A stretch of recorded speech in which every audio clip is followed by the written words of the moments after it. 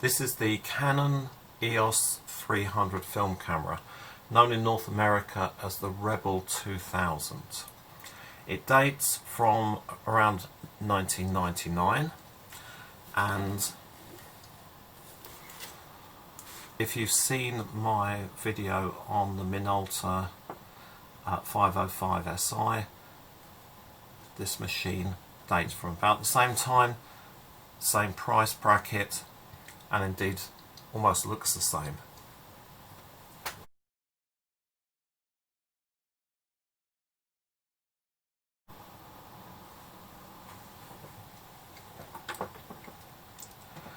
The command dial on the left hand side of the camera is where we should start.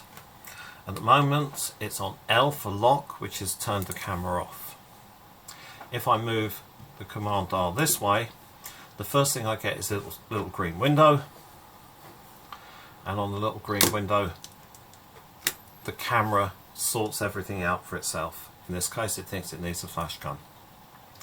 If I want to be a little more creative, I can select one of these icons: portrait, landscape, macro, sport, or night.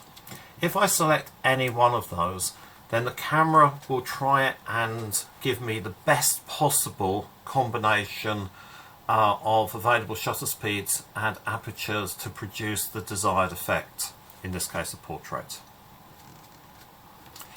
Going the other way, I've got program. TV on Canon cameras is for shutter speed priority.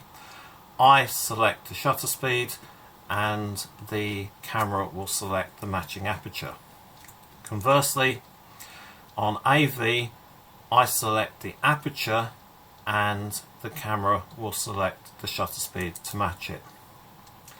M is a little bit different because in M I only have on this camera one wheel to turn.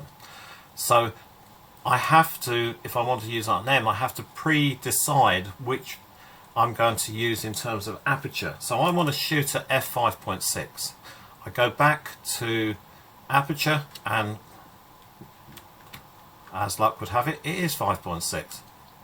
I move then back onto manual, and if I turn the wheel, it will change the shutter speed, but the aperture will stay the same. It's a little bit clunky. I shouldn't imagine many people actually use this. This one is more interesting.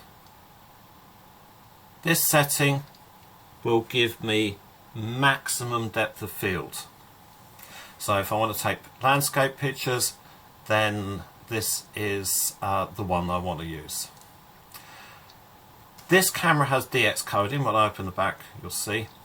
But should I wish to override the ISO rating of my film, then I can do it with this setting here.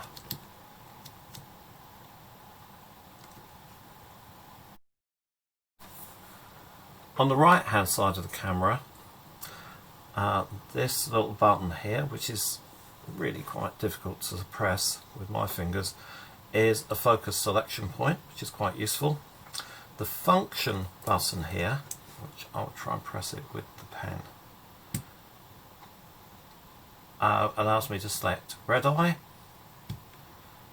sounds or remote control. This is a multiple exposure function, and this is auto bracketing. When I press the shutter when it's set on here, it will fire 3 shots, and let me try that one again.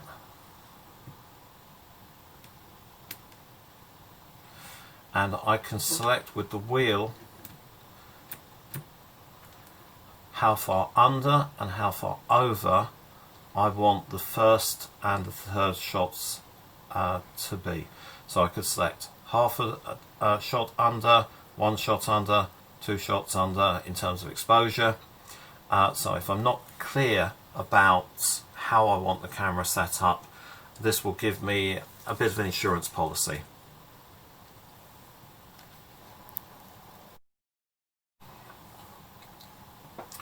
On the back of the camera we have a little window which tells me what films that's in the camera.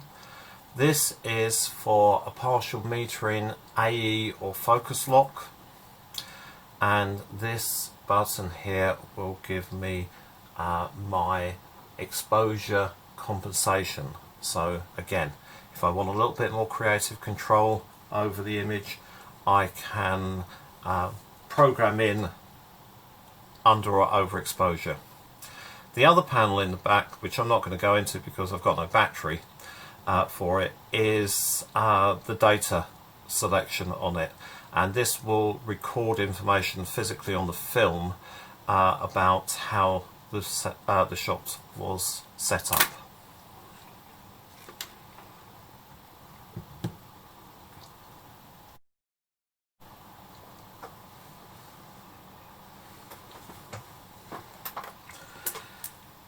In the center at the top we have a Canon dedicated hot shoe, but this camera also has a built-in flash. If I press the button here, the flash will pop up and charge. So a little bit of flexibility there.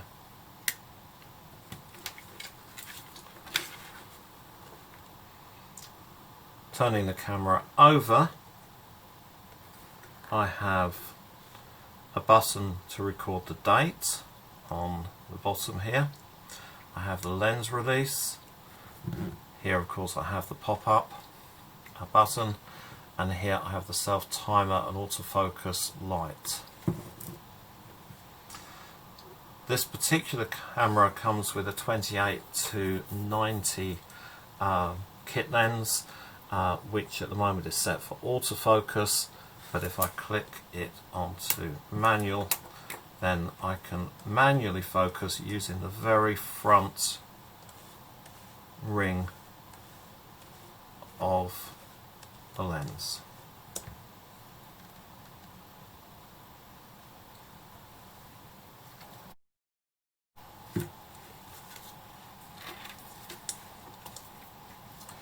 No surprises underneath. We simply have the standard tripod socket, and the battery cover here reveals two CR2 batteries, which are still commonly available.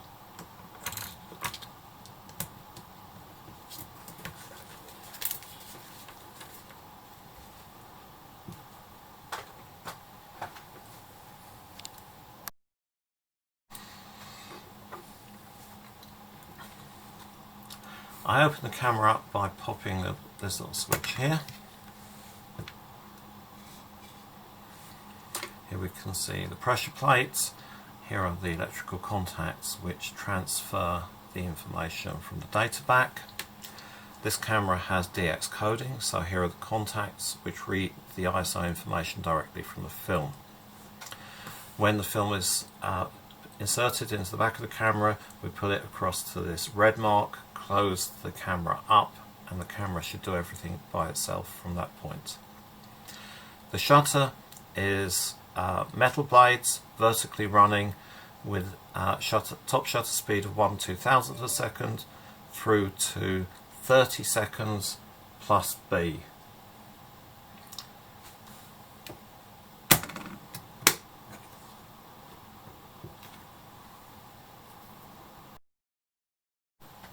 As I said at the beginning, this is very similar to the Minolta I looked at, and in fact I've included a screenshot of the Minolta, as you'll have seen.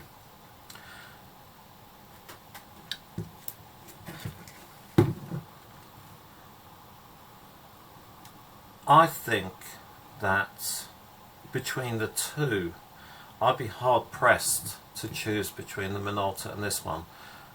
In terms of function, they're almost identical. In terms of price, they were very similar. I guess it boils down to whether or not you'd like the Minolta system or the Canon system. As both of those systems are still in existence in one form or another, although Minolta has now been taken over by Sony, I guess these sort of things will actually influence the way you bought kit for years to come.